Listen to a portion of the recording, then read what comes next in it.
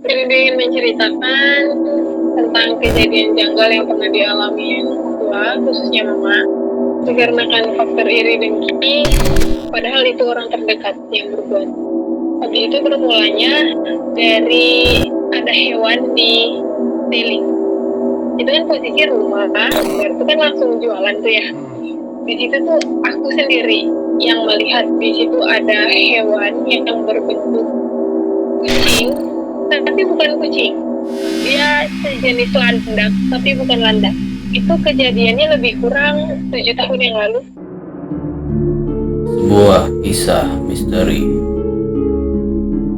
yang selalu menghantui kita, antara ada dan tiada. Inilah sebuah kisah nyata. Assalamualaikum warahmatullahi wabarakatuh. Selamat malam dan selamat datang di ZCM, Zona Cerita Mistis. Dan kembali lagi bersama saya, Hafiz, host ZCM. Terima kasih buat Sobat ZCM yang sudah klik video ini. Semoga kalian selalu diberikan kesehatan dan dilancarkan segala urusannya oleh Allah Subhanahu wa Ta'ala. Bagi Sobat ZCM yang mempunyai kisah ataupun cerita mistis, bisa kirimkan ke alamat email ataupun menghubungi kontak person yang akan kami taruh di dalam kolom deskripsi. Dan bagi Sobat ZCM, jangan lupa untuk klik like, komen, dan subscribe, serta nyalakan loncengnya agar kalian tidak ketinggalan cerita-cerita mistis dari channel ini. Dan pada malam hari ini, kami sudah terhubung langsung oleh narasumber yang ingin menceritakan tentang kisah mistisnya yang telah dialami oleh keluarganya sendiri. Assalamualaikum warahmatullahi wabarakatuh. Apa kabar Indo? Waalaikumsalam warahmatullahi wabarakatuh. Alhamdulillah kabar baik, Bang. Jadi apa cerita yang ingin Rindu sampaikan nih kepada kita semua dengan sobat-sobat yang sekalian? Jadi dia ingin menceritakan tentang kejadian janggal yang pernah dialami yang tua, khususnya mama. Mama pernah disantet dengan orang. Disantet orang? Iya. Nah, jadi gimana ceritanya tuh? Karena kan adanya faktor iri dengki. Karena iri dengki sampai menimbulkan nyantet gitu ya? Ya, dikarenakan faktor iri dengki, padahal itu orang terdekat yang berbuat. Kalau mulanya itu mama jualan di depan rumah. Itu tuh jualan nasi goreng, mie goreng, dan lain sebagainya. Itu tuh keluarga kami tuh terlihat bahagia, harmonis, gak pernah ada keributan. Kan kayak mama dengan ayah ketika ada masalah keluarga pun gak pernah mengeluh keluar rumah. Gitu kan. Jadi kayak ada orang yang nggak suka melihat itu. Karena bagi dia gini, kenapa sih hubungan rumah tangga dia bisa jadi baik sempurna seperti itu? Gitu loh, dikarenakan nggak pernah adanya cekcok rumah tangga, selalu baik harmonis saja yang dilihat dia gitu. Karena kan memang sebenarnya sudah kewajiban istri ya, atau sudah kewajiban keluarga itu tersendiri untuk menutup aib keluarga itu tersendiri. Nggak mungkin juga kan pas lagi ribut jumbar. Habis itu bermulanya dari ada hewan di tailing. Itu kan posisi rumah, baru itu kan langsung jualan tuh ya. Di situ tuh aku sendiri yang melihat di situ ada hewan yang berbentuk kucing, tapi bukan kucing. Dia sejenis landak, tapi bukan landak. Dan di situ aku pernah bukan ya? Ya. Dibilang hewan bukan ya, tapi seperti hewan. Iya, tapi itu aku selalu melihat itu menjelang maghrib. Jam 6 lewat, karena kan di sini maghribnya kan hampir jam 7 ya. Dan itu aku pikir, kan aku ada melihara kucing. Aku pikir kucing aku juga yang kayak manjat-manjat di situ kan. Rupanya itu bukan. Dan yang melihat itu bukan aku sendiri, tapi ayah aku pun pernah lihat. Gitu. Bahkan sampai suatu hari itu aku pernah ngelihat lagi dan aku lempar sendal sampai stelingnya pecah. Itu kapan kejadiannya? Itu kejadiannya lebih kurang 7 tahun yang lalu. 7 tahun yang lalu? Iya. Dan munculnya hewan itu pagi hari atau siang? Enggak, itu pas menjelang maghrib. Menjelang maghrib? Iya, itu selalunya menjelang maghrib. Tapi di situ mama masih kondisi sehat, belum sakit. Terus itu kan sebelah rumah itu kan gang. sebelah rumah itu jalan kan, gang. Dan di situ setiap kali, karena gini, kan mama kan jual mie sop juga. Kuah mie sop itu kan batasnya kan kayak dinding separuh gitu kan. Iya. Nah setiap kali aku nyedok kuah mie sop, itu aku selalu lihat laki-laki berdiri tegak di situ. Padahal di situ nggak ada orang sama sekali. Itu setiap malam. Dan yang ngerasain itu bukan aku aja, tapi kakak aku, kakak, ayah sesekali ngerasa. Cuman karena di rumah ini yang paling peka dengan keadaan itu aku, jadi kayak oh ya udah tuh biasa aja. Karena aku rasa gini, oh mungkin penunggu gang sebelah rumah. Jadi kayak ya udahlah gitu ya kan. Jadi kayak aku pun nggak mau ambil pusing kali masalah itu. Awalnya sih aku pikir seperti itu, tapi lama kelamaan kok makin jadinya gue mendapati keganjalan yang aneh makin hari gitu. Kayak itu tuh mama pernah sakit, dia ngeluh sakit kepala. Terus kayak kami pikir dia sakit kepala karena kecapean kan. Di situ kan posisinya aku masih sekolah SMK kelas 3. Di situ kami pikir kayak oh mungkin sakit kepala biasa, minum obat biasa, atau enggak pun kayak biasanya mama tuh kalau udah sakit kepala minum obat gede itu tuh kayak berangsur baik kan. Tapi di sini enggak. Dan kami coba bawa ke rumah sakit, kami coba bawa berobat, dan kata dokter itu sakit vertigo gitu kan. Cuman kayak ya udah berarti ini sakit medis, dan kami masih berpikir positif di situ. Nah di suatu hari itu aku lagi libur sekolah ya, itu aku jualan sendiri bang. Aku jualan sendiri. Enggak jualan sendiri juga sih, posisinya kayak aku yang nyiapin semuanya. Dan ketika menjelang maghrib, di situ ada yang beli, aku ingat banget, di situ ada yang beli nasi goreng sama es, gitu kan. Dan aku habis masak nasi goreng, itu aku mau buatin esnya kan. Dan abis aku mau ngambil es batu ke dalam rumah, aku jalan dari depan mau menuju ke kulkas, itu tuh sumpah berat banget. Kamu tahu ibaratkan aku nonton konser, aku datangnya terlambat, tapi aku mau nerobos ke depan. Aku rasa kayak gitulah yang aku alami. Aku kayak berat banget untuk ngejalan dari pintu itu ke kulkas. Itu padahal jaraknya nggak jauh banget. Dan itu jaraknya dekat, tapi kayaknya aku nih lelah banget tau nggak berjalan. Kayak seolah-olah ada yang menghadang aku untuk aku jalan, karena posisi kulkas itu di depan kamar mama, dan mama aku di situ dia tergolek tertidur, cuman pintu kamarnya terbuka gitu kan. Pas aku buka nih kulkas itu, aku ngelihat ada yang duduk di kepala mama. Ada yang duduk di? Itu sosok hitam di kepala mama aku. Pas di kepalanya? Ya. Sosok warna hitam besar. Ih, gue merinding loh sumpah. Gue kayak ngelihat lah, kok nggak ada gitu. Ya udah mungkin halusinasi. Jadi kayak aku buatin es kayak biasa aku jualan sendiri.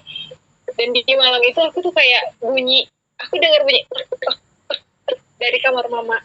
Sementara mama sama ayah udah tidur dan kamarnya kan nggak ditutup. Dan itu nggak ada bunyi apa-apa. Itu suaranya jelas? Iya, suaranya jelas. Dan hanya didengar rindu aja? Iya, dan di situ kan posisinya dulu kan aku tidurnya di depan TV nih, sama abang aku. Terus aku bilang, abang coba kecilin TV-nya.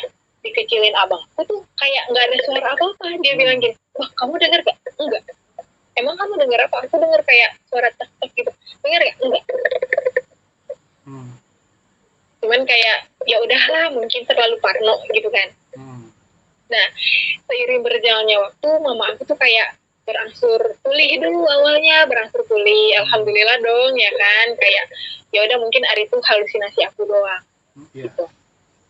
Nah, rupanya pas berangsur pulih itu, kalau nggak salah 2 atau 3 hari mama aku udah pulih, udah mulai jualan lagi seperti biasa. Nah, di situ aku masuk ke kamar mama aku. Dan di situ posisinya aku baru siap mandi. Dan aku melihat pocong di belakang pintu.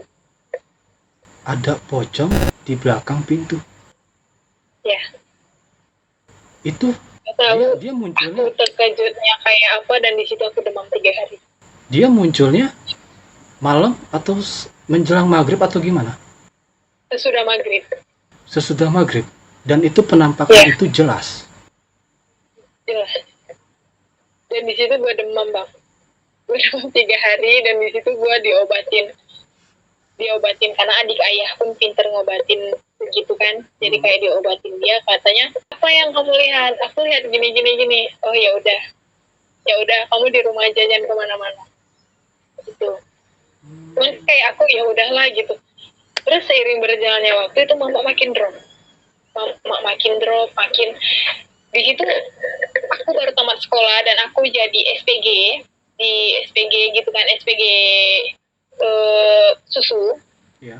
Di situ aku jadi SPG pasar dan aku bisanya pergi kerjanya pagi pulangnya sore kan.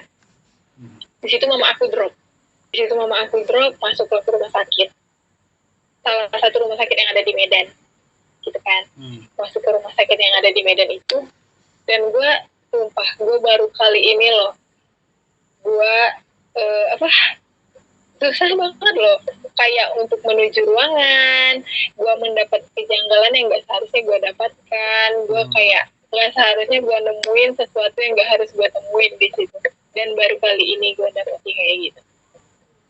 Nah, maksudnya sesuatu hal yang biasanya nggak ditemuin itu gimana? Itu mama masuk rumah sakit itu sore ya. Mama masuk sore. Di malam pertama itu nggak ada apa-apa, di situ normal. Terus di malam kedua, kalau nggak salah di malam kedua itu memang tiap malam aku yang jaga. Terus tiba-tiba ini kejadiannya malam, karena siang kan ayah sama kakak yang jaga kan. Terus itu abis maghrib selalunya aku datang untuk jaga sampai pagi gitu kan. Dan malam, kalau nggak salah di malam kedua, mama itu kayak dia nunjuk-nunjuk ke satu sudut. Dia kayak nunjuk itu. Aku tanya kenapa, aku bilang itu ada ular. Dia nyebut ular sama ular itu, dia datang ke sini. Yang ada di pikiran gue gini, oh mungkin namanya orang sakit bisa berimajinasi apapun kan. Kan kayak aku nggak ada apa-apa gitu. Posisinya kamar di sini tempat tidur mama, dan di sini tuh kamar mandi. Kalau nggak salah itu satu ruangan itu ada 10 tempat tidur, karena kemarin tuh mama berobatnya pakai BPJS kan, BPJS yang gratis. Nah, terus itu kayak nggak ada. Seketika lampu di ruangan itu kayak redup. Padahal di situ ada beberapa pasien. Yang ada di pikiran aku gini, oh mungkin karena udah jam 2-an gitu kan. Cuman aku tuh kayak udahlah, gak usah pikirin macam-macam, gak usah pikirin bukan kan. Berlalu lah malam itu. Terus malam berikutnya pulang aku kerja, aku tersasar untuk menuju ke ruangan mama itu. Aku bisa tersasar padahal rumah sakitnya nggak besar kali. Aku kayak putar, masuk sini, putarnya sini, masuk sini, keluarnya sini gitu loh. Oke, di bawah ini, kayak, di bawah linglung ya? Bener. Gue kayak perasaan tuh di sini, masuknya ke sini, ke sini ya, ke sini sampai gue nanya ke orang, Kak, ruangan ini di mana ya? Oh ruangan ini kamu terus aja yang gitu dong. Terus aku kayak ngikuti instruksi kakak itu kan, dokter itu. Tapi gue tetap diputar. Lu bayangin aja, gue datang dari sebelum maghrib, gue sampai jam 9. Dan di situ nggak ada yang nelfon gue pun nelfon nggak masuk. Aneh nggak lu? Iya. Cuman di situ kayak yaudahlah gitu. Dan di situ adik ayahku juga bilang, ini kayaknya dikerjain orang, gimana kalau misalnya kita obatin aja gitu kan. Dan di sini kami berobatlah dengan Pak Purba itu lah yang nanganin mama. Kayak dia bilang gini ke aku pas pertama kali berobat. Pertamanya itu waktu di rumah udah ada sih berobat dengan bapak itu, cuman belum separah itu. Pas di rumah sakit itu bapak itu datang, bapak itu ngomong ke aku gini, tolong jangan dilepas. Jangan dilepas apa? Tolong ibu jangan sampai kamu lepas. Bapak mau tiap malam kamu yang jaga. Aku tanya dong, kenapa harus aku? Gitu kan. Terus dia bilang, karena bapak yakin kamu yang bisa ngejaga, kata dia. Dan aku pun kayak, oh ya udah aku jaga. Karena aku kayak, ya udahlah memang tanggung jawab gue kan anak. gitu kan pikiran aku. Ya walaupun gue kerja kayak ya udahlah gue jaga gitu. Ya udah di situ bapak itu ada kasih kayak minyak gitu, disuruh sapu sambil baca sholawat gitu kan. Dan di malam itu mama aku lumayan tidur tenang. Yang bapak itu datang, mama aku lumayan tidur tenang gitu, kayak nggak ada apa-apa. Dan malam berikutnya itu tuh posisinya habis maghrib itu kan biasa sih kayak tetangga sini pada datang karena kan udah 1 minggu lebih ya. Iya. Tetangga sini pada datang gitu ngejenguk. Nah di situ posisinya rame, lebih dari 10 orang. Dan gue duduk di tempat tidur mama, gue duduk di depan tempat tidur mama. Dan di situ ada sepupu aku. Kan sebelah tempat tidur mama aku kan itu kamar mandi. Seketika gue lihat kelebatan hitam keluar masuk kamar mandi. Yang ada di pikiran aku gini, oh mungkin ada orang yang ke kamar mandi gitu kan. Nah secara tiba-tiba pintu kamar mandi tutup jebret gitu. Tutup sendirinya? Iya. Terus aku gini, oh mungkin ada yang di kamar mandi, tapi itu tutup aja posisinya karena rame di situ, jadi kayak nggak nge kan. Aku tanya dengan sepupu aku, terus sepupu aku bilang, oh iya ada orang mungkin di kamar mandi. Dan itu ketutupnya sekitar jam 8, tapi nggak ada yang keluar. Dan itu gue perhatiin banget, nggak ada yang keluar. Karena nggak ada yang keluar, aku suruh sepupu aku, ayo temenin yuk ke kamar mandi. Tuh kamar mandi, tahulah kalau anak-anak diajakin kan, kamar mandi di depan itu gitu. Iya nggak apa-apa, temenin aja, mau cuci tangan alasanku. Aku dorong, nggak ada siapa-siapa. Begitu gue masuk, gue merinding satu badan. Gue kayak, ya Allah, ada apa ini? Kenapa ini? Gitu kan, kayak kenapa? Gue kayak down banget kan di situ. Gue kayak takut kan, ada rasa takut di situ. Terus gue telepon Pak Purba, gue ceritain gitu ke bapak itu. Ya udah, kamu nggak usah takut, kamu bisa kok ngelewatinya, katanya. Ya udah, aku pun kayak ya udah gue percayain aja dong, gitu kan. Gue percayain aja. Di situ pas sebelum tamu-tamu pulang, itu tuh mama ada dibuatin teh manis panas, gitu kan. Terus sore itu mama buatin teh manis panas. Dan sekitar jam 11 lewat, hampir jam 12, mama terbangun kan. Kan abis tamu-tamunya pulang kan, yang jenguk pulang, mama kan tidur. Itu dia kebangun sekitar jam 12 kurang.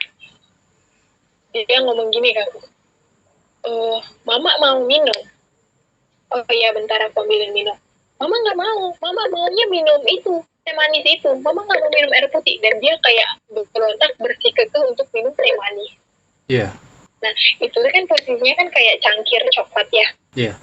Terus gue bilang gini, gak usah mak, teh manisnya udah dingin. Enggak mau, mama pokoknya mau minum yang di cangkir. Mama mau minum yang di cangkir coklat itu. Tapi lu tahu nggak di dalam cangkir itu apa? Di dalam cangkir itu ada biji sawo muda pecah. Biji apa? Biji sawo. Biji sawo? Iya, biji sawo. Biji sawo muda pecah. Dan teh itu dibuat oleh tamu yang ngejenguk? Enggak, teh itu yang buat kakak aku. Oh, oke. Terus? Dan dari tamunya datang sampai pulang kan aku memang ada di situ ya posisinya. Iya. Jadi kayak aku tahu lah alur jalan cerita tamu itu kan. Iya. Aku tengok ada biji sawo muda, sini, mama mau minum itu, mama mau minum itu. Aku gini, kayaknya itu bukan mama aku. Kayak mama aku lemes weh, kan? Kayak ini tiba-tiba dia kayak mau ngerampas gelas yang ada di tangan aku. Aku bilang gini, sabar, tunggu dulu. Kalau kamu main dengan aku, jangan kayak gini ceritanya. Aku bilang gitu. Tunggu ya, Mak. Aku bilang gitu. Terus aku sambil buatin, aku nuang air sambil baca ayat kursi. Aku pelan-pelan suruh, nggak mau. Minum, Mak. Pelan-pelan minum. Karena aku ikutin instruksi Bapak itu kan. Yeah. Jadi kayak aku berbuat semampu dan sebisaku. Aku kasih minum mama aku, dan di situ mama aku mau. Dan ketika mama aku udah minum, di situ mama aku kayak tidur. Aku nggak tahu dia tidur pulas kah atau enggak, aku nggak tahu. Cuman aku bawa si cangkir tadi ini ke wastafel yang di situ, aku tuang, dan aku kaget. Kok ada biji sawo di situ? Sementara tamu yang datang itu Gak ada yang bawa buah tangan sao dan buah-buah, nggak ada, semua pada roti gitu kan. Dan kalau seandainya ada yang ngasih pun, nggak mungkin aku nggak tahu dong. Iya. Karena aku kan memang ada di situ. Dan aku tanya ke mama aku, Mama tadi ada makan sao? Enggak. Ada makan sao? Enggak. Aku tengok ke langit-langit, ke asbes rumah sakit, itu bersih. Itu bersih. Nggak ada apa-apa. Dan di situ aku sambil pegang itu, sambil aku bacakan Yasin. Aku nggak tidur malam itu. Aku sambil baca Yasin, aku sambil baca ayat kursi berkali-kali sampai pagi. Di situ kan mama aku udah tidur pulas tuh. Dan di situ kayak, apa ini, ada apa ini. Dan aku tetap kerja di pagi itu. Tetap kerja, dan aku singgah ke rumah Pak Purba itu. Aku bilang, Pak, aku dapat ini, Pak, ini. Aku ceritain dong alur ceritanya ke Pak Purba itu. Dan Pak Purba itu bilang gini, ini nggak sampai terminum mama kan? Enggak, alhamdulillah. Kenapa? Aku bilangnya gitu dong. Dibilangnya, kalau ini diminum mama, itu bisa larinya ke pembuluh darah. Kalau pembuluh darah pecah, seketika bakal meninggal di malam itu juga. Dan ini kiriman dari orang. Terus kayak, hah? Serius? Gue kayak, bener gak sih gitu loh. Karena gue kayak, bab-bab kayak gini tuh kayak antara percaya dan tidak kan. Iya. Karena kayak, ya udahlah gitu, gue sih berjalan, udah aja gitu. Terus dia bilang, Bapak, tolong ya kamu jaga, jangan kamu lepas. Bapak itu tetap ngasih tahu aku kayak gitu. Dia cuma ngasih clue kayak gitu. Dibilangnya kalau bisa sebelum maghrib kamu udah sampai di kamar mama. Sebelum maghrib. Dan disitu gue kalang kabut dong menyelesaikan pekerjaan aku. Dan disitu sekitar jam 5, jam 6 gitu gue udah sampai rumah sakit. Dan biar lo tahu ya, gue baru sampai parkiran, gue sakit kepala, sakit kepala. Gue kayak, ya Allah, rasanya kayak, ya udah deh, gue berobat gitu loh. Cuman kayak aku masih terngiang, Bapak itu kan nggak boleh dilepas. Jadi kayak, ya udahlah, gue pelan-pelan jalan gitu. Ya udah, pas sampai situ gue kayak, ya udah gue jaga di situ masih ada kakak, dan di situ aku tidur sebentar karena mungkin kecapean banget kan. Di malam itu, aku kebangun sekitar jam 9, jam 10. Mama aku masih sehat nih, mama aku udah berangsur pulih, udah bisa ketawa-ketawa, gitu-gitu kan. Dan di situ tiba-tiba mama aku kayak mulai ngeluh sakit di bagian perut dan kepala. Aku udah bilang ke dokternya pun udah bagi obat, udah kasih obat, dan di situ nggak berangsur pulih. Nggak berangsur baik. Terus di situ kayak, ya udah, aku kan bapak itu kan sebelumnya kan Pak Purba itu kan ada ngasih minyak, gitu kan. Dan aku coba sapu minyak ke muka, ke badan, dari ujung kaki ke ujung rambut, semua disapukan. Habis itu kayak mama aku mulai tertidur gitu. Bapak aku mulai tertidur, dan tepat di jam 2, aku inget banget, di jam 2 malam itu, padahal di situ kan kalau nggak salah ada 4 tempat tidur yang ada orangnya. Di situ seketika lampu kamar itu redup banget. Terus kayak ada yang manggil dari luar, kayak, hey, di sini gitu. Ayo sini, kamu keluar gitu. Dia kayak manggil aku, cuman kayak ada yang ngecegah aku jangan keluar. Kayak gue mau keluar, cuman gue nggak bisa karena gue kayak ada tertahan gitu. Terus kayak dalam hati gue gini, gue nggak boleh jauh dari tempat tidur selangkah pun, karena gue lebih takut daripada gue penasaran gitu kan. Jadi kayak ya udah, gue duduk diam, gue baca Yasin sepanjang malam. Terus seketika suara itu hilang. Gue nggak tahu apa yang ngebisikin gue. Tiba-tiba dia bilang gini, kamu baca ayat kursi 3 kali, kamu pejamkan mata, tapi kamu jangan tidur. Dia bilang gitu. Gue buat, kan posisi kan kursi gue gini. Nah, bener dong, gue ngelihat satu sosok yang nunggu gue di luar. Gue ngelihat dari pundak ke bawah, itu berwujud manusia besar. Itu posisinya ada Kepala di ke mana? atas. Posisinya gue merem di situ. Posisinya gue masih gue pegangan tangan dengan mama aku. Karena kan posisinya tempat tidur kan aku di bawah nih. Kan di situ kan ada masing-masing dikasih kursi dan aku cuma gini, tapi ini posisinya masih pegang tangan mama aku.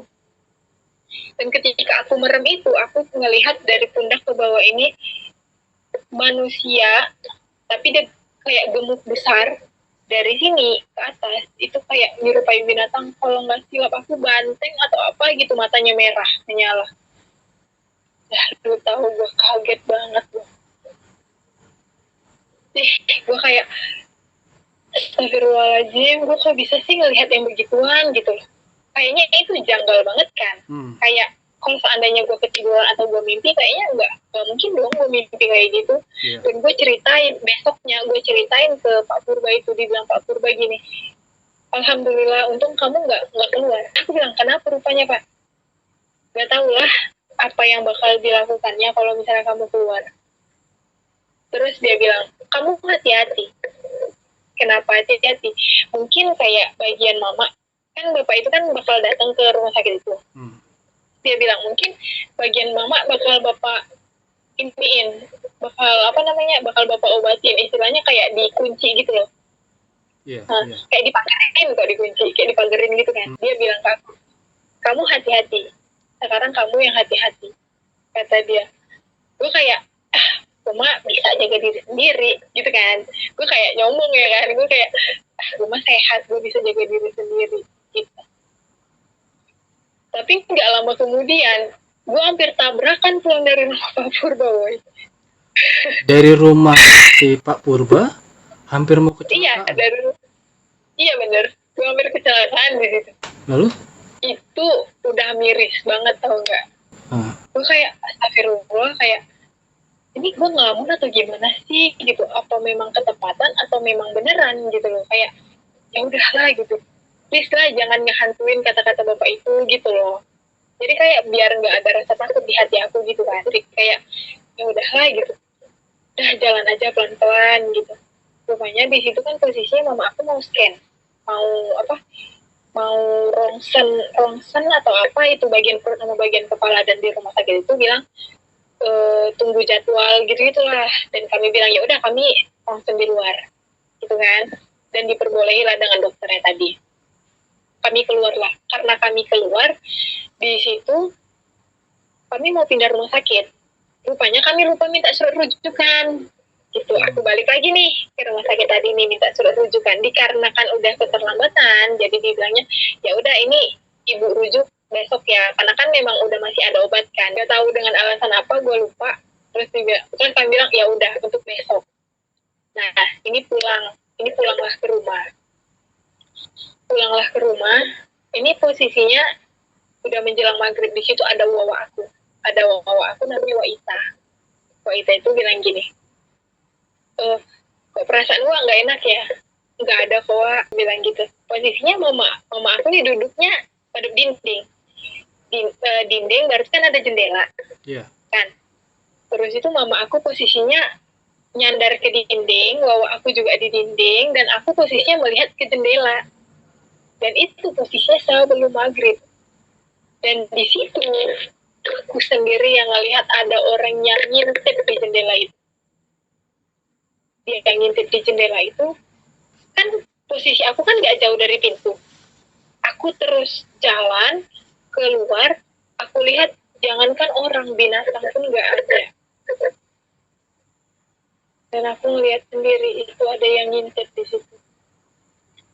Terus kayak ya udah mama tidur aja. Bapak aku bilang gini, ini nggak beres sih, ini nggak beres katanya. Kayaknya ini kita harus berbuat sesuatu gitu. Ya udah kita sholat. Aku bilang kita masing-masing sholat maghrib, habis itu sholat isya. Tapi sebelah sajadah kita itu kita letak garam kasar. Kami masing-masing sholat kan, letak garam kasar, kami ngajiin masing-masing. Terus kayak udah jam 10 malam kalau nggak salah itu ya. Terus kayak ya udah ayo kita lempar ke depan rumah, ke samping rumah, ke belakang gitu kan. ayo kita lempar, kita tabur si garam kasar ini. Ya udah, kami tabur, dan aku inisiatif, aku tabur. Pas kan kamar mama itu kan ini letak di keliling kamar mama. Terus itu aku tabur semuanya tepat di jam 12 malam. Seketika ruangan jadi gelap, padahal lampu gak kami matiin. Lalu aku pegang tangan aku gini, dia bilang, jangan bersuara.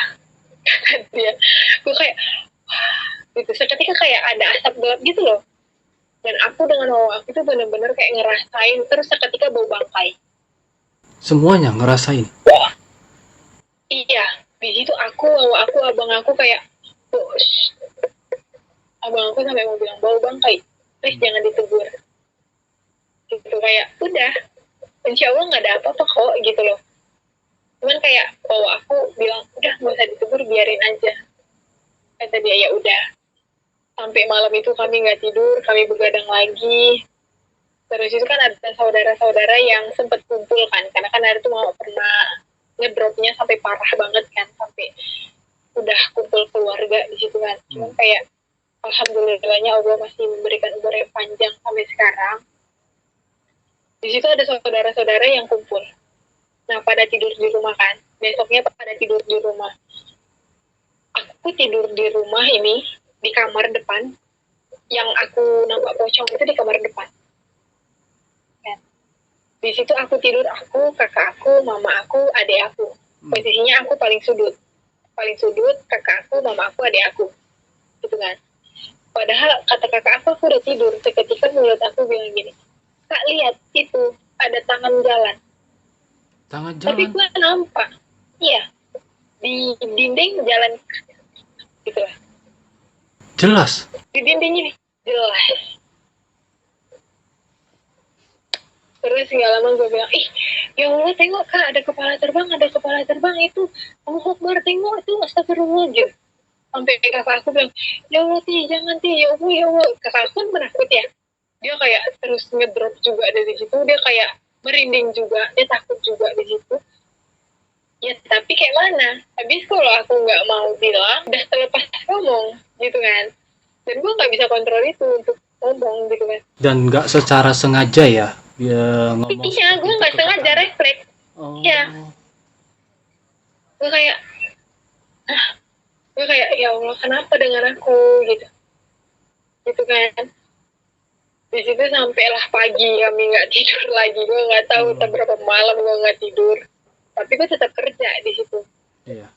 Terus itu besok malamnya sekitar jam 2 malam gitu aku terbangun dari tidurku. Aku ke kamar mandi, buang air kecil lah, cuci muka. Seketika di kaki aku ada yang mau narik gitu. Ada yang mau narik? Iya, kita kan terasa kalau ada yang mau megang tangan. Ada yang mau megang kaki. Itu kan terasa. Tapi aku nggak melangkah di situ. Terus ketika dia mau narik gini kayak, astagfirullah. Begitu, gue narik ke belakang. Alhamdulillah nggak ada apa-apa, aku diem aja. Aku ceritain ke Pak Purba itu, Pak Purba itu datang, dia bilang, ya udah nanti kamu datang ke rumah Bapak 2 hari lagi, itu ketepatan pas malam Jumat, nanti kamu yang Bapak obatin. Ya udah. Kami datang ke Pak Purba itu sekeluarga, kami minta dibersihin sama Bapak itu. Di situ Bapak itu bilang, kamu tutup mata coba. Kamu tutup mata, kamu jangan ngebayangin apa-apa. Ketika nanti ada sesuatu yang Bapak angkat, kamu buka mata. Kamu lihat. Di situ aku turutin, ikut. Dan ketika itu, aku melihat itu ada kodok hijau. Gede banget di tangan Bapak itu. Itu penglihatan doang. Padahal yang lain bilang itu nggak ada. Tapi Bapak itu bilang, kamu lihat ini apa? Kodok. Posisinya kan kayak gini. Dia belum ngeliatin mukanya gini. Dan di situ dia lihatin mukanya. Kamu lihat, gue kayak, astagfirullah. Ini tuh tangga gue dalam hatiku. Cuman Bapak itu bilang, kamu jangan benci orangnya. Kamu tahu orangnya, tapi tolong jangan benci orangnya. Aku bilang, aku nggak benci orangnya dan aku memaafkan orangnya. Jadi gimana? Kita balikan aja ke dia. Cuman etiket baik keluarga aku bilang, jangan dibalikin. karena kalau dibalikin ya sama aja, berarti perbuatan kita dengan perbuatan dia Iya. sama, nggak aja berbeda kan. Betul. Jadi kayak udah diobatin aja gitu loh. Istilahnya kan kayak posisi kan kita nih semua lagi sakit nih, diobatin aja, biar aja Allah yang ngebalas semuanya. Dan di situ Pak Purba coba bersihkan segala sesuatunya. Di situ baiklah kami sekeluarga. Di situ udah kayak nggak ada keganjilan lagi. Mama pun berangsur pulih gitu kan. Setelah itu kalau nggak salah sekitar 2 mingguan gitu, Mama drop, jatuh sakit lagi. Dan di situ seketika tiba-tiba Mama lumpuh total. Lumpuh total. Ya, Mama lumpuh total. Dia nggak bisa ngegerakkan badan, kepala dia cuman bisa ngegerakkan mata gini doang. Itu secara ini, maksudnya secara tiba-tiba. Tiba-tiba. Awalnya dia bilang capek kali badan Mama, terus tiba-tiba lumpuh total. Dan di situ tuh kayak ya udah, kayaknya ini sakit gitu. Ya udah kami mau coba bawa, itu yang gotong sampai 5 orang loh. Padahal timbangan Mama aku lebih kurang 56, 57 gitu. Masa berat ya? Iya. Terus kayak ya udahlah gitu. Udah diobatin, rupanya kata dokternya ini cuma gejala vertigo. Gejala vertigo itu kan kayak cuman sakit kepala dan itu nggak bisa melek. Kalau melek itu kayak buminya muter-muter gitu kan, itu gejala vertigo kan. Dan aku pun kayak ya udahlah gitu. Ya udah kita obatin aja, obatin medis dulu gitu. Nah rupanya Pak Purba itu datang lagi, dia bilang gini, kalian dikerjain orang lagi. Dia bisa menjebol pagar yang Bapak buat, kata dia gitu. Gue kayak, sekuat apa sih lu dalam hati gitu loh. Aku tahu orangnya, tapi aku nggak bisa ngomong ke keluarga gue. Karena aku rasa kayak, nggak mungkin aku ngomongin. Dan posisinya itu orang deket banget. Dan sesama orang jualan, cuman jualan yang berbeda gitu. Ya dia alasannya kan kemarin itu kan waktu ada kodok itu, Pak Purba nanya, apa alasanmu untuk menyantet mereka, keluarga? Alasan dia karena aku iri dengan keluarga dia. Aku iri karena kayak aku dan adik-beradikku tuh kayak harmonis, baik-baik aja, nggak pernah cekcok mulut, nggak pernah ribut-ribut gitu. Tapi semenjak dia jualan, itu tuh kayak di rumah itu panas. Kayak abang aku dengan ayahku mulai bertikai lah, mulai gaduh lah, kayak semua suka emosi gitu loh. Semenjak dia masuk jualan. Gitu. Terus itu kayak ya udahlah Pak, diobatin aja gitu biar baik seperti semula gitu kan. Ya udah diobatin lah sama Pak Purba tadi. Dia bilang gini, aku balikin aja ya ke orangnya, katanya. Jangan. Mama dan ayah aku tetap bilang jangan dibalikin, biar aja Allah yang ngebalas semuanya. Iya. Tapi ini pasti bakal balik lagi. Ya udah nggak apa-apa, mama ayah aku ikhlas. Bahkan mama aku pernah bilang gini, seandainya aku mati pun aku ikhlaskan orang yang buat itu ke aku. Mama aku bilang gitu. Tanpa menyimpan rasa dendam sama orang tersebut ya? Iya, benar. Dan aku pun kalau jumpa orang itu kayak biasa aja. Nggak ada. Aku tetap tegur, aku tetap sapa. Karena bagi aku ya udah mungkin dia hilaf bagiku gitu loh. Gitu. Dan posisinya di situ kayak ya udahlah gitu. Biar aja Allah yang ngebales gitu. Terus mama aku selalu bilang kayak gitu kan, ya udah. Di situ mama lama juga sembuhnya sekitar 1 bulan lebih gitu. 1 bulan lebih mama drop. Cuman dia masih mau makan gitu-gitu, masih mau. Cuman dia nggak bisa jalan, nggak bisa ngomong. Terus udah 1 bulan lebih ditangani Pak Purba, ditangani medis juga. Alhamdulillah berangsur pulih. Ketika aku dengar kabar orang yang ngerjain mamaku itu mendapatkan penyakit yang sama kayak mamaku. Memang subhanallah, memang di situ balasan Allah itu lebih pasti ya. Nggak lama dari itu. Terus Nggak lama dari itu. iya. Si Iya. yang ngirim Ya, mendapatkan balasan dengan sendirinya, dengan penyakit yang dengan sama. sendirinya. Iya. Dan kami kayak balik, kayak bukan menyalahkan, tapi kami kayak bertanya dengan Pak Purba kan, Pak, kamu balikin ya penyakitnya ke dia? Enggak, demi Allah aku nggak ada balikin. Jadi kenapa dia bisa kena sakit yang sama? Terus aku nggak tahu, aku rasa kayak pemanggilan Sukma gitu kan. Iya. Terus dia kayak mau tahu gitu kan apa yang terjadi. Setelahnya dipanggil Sukma itu, tiba-tiba yang Sukma itu kayak ngomong gini, sebab mereka nggak aku kasih makan. Jadi kayak Terus semacam kayak senjata nggak dikasih makan makan Tuhan gimana ya. gitu. Iya, nggak dikasih makan gimana? Aku dipelihara. Aku memelihara mereka, tapi aku nggak memberi mereka makan dan mereka menurut itu. Tuh, terus kayak ya udah tak bantu obatin, kata Pak Purba. Dia cuma senyum. Dia kayak nggak percaya kan kalau Sukma, kita panggil nenek aja ya. Kalau Sukma nenek itu yang dipanggil gitu. Dia coba panggil salah satu ini peliharaannya. Dia masukin ke badannya. Dia bilang, kami nggak dikasih makan. Emang kalian ada berapa banyak? Banyak. Kami disuruh kerja ini, disuruh kerja itu, disuruh buat ini, buat itu, tapi dia lupa kasih makan kami. Ya udah, dia aja yang kami makan. Gitu. Terus kayak Pak Purba kayak coba kasihan kan ke nenek itu. Jadi kayak ya udah kita obatin aja. Kita obatin dari jauh. Gitu kan. Coba obatin dari jauh, dan itu nggak lama, lebih kurang sekitar 2 mingguan gitu nenek itu meninggal. Hanya nenek itu yang meninggal?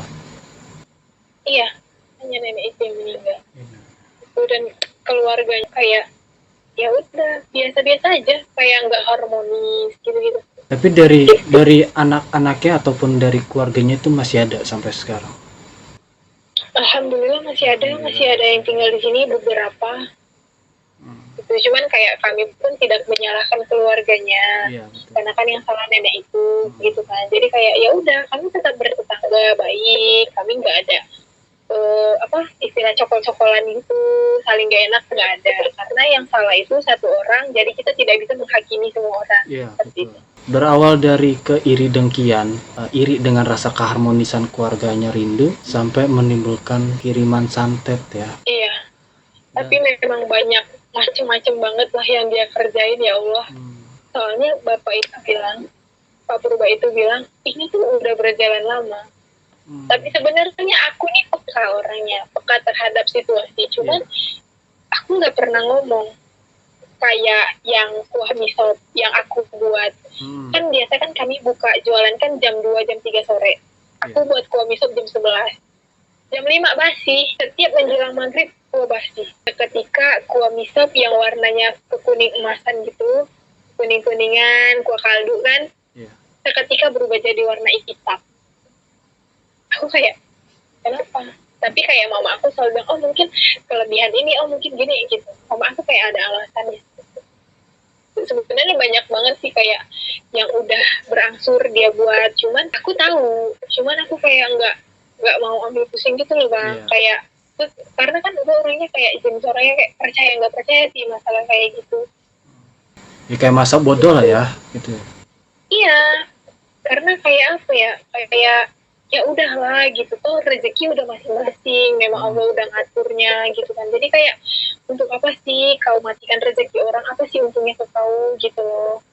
Soalnya kami pun nggak ada ngeganggu dia dan keluarganya, kami nggak ada mensentil dia, terus tiba-tiba kenapa dia yang kayak gitu ke keluarga kami. Tapi sekarang masih udah sehat walafiat ya untuk mamahnya dan keluarga Rindu lah.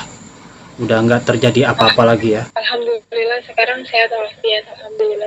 Oke, terima kasih buat Rindu yang udah menceritakan tentang kisah misterinya yang dialami oleh keluarganya. Semoga pelaku almarhumah dapat diampuni segala dosa-dosanya. Amin ya Allah, amin ya Rabbal Alamin. Terima kasih buat Rindu dan terima kasih juga buat Sobat ZCM yang telah mendengarkan kisah mistis dari Rindu.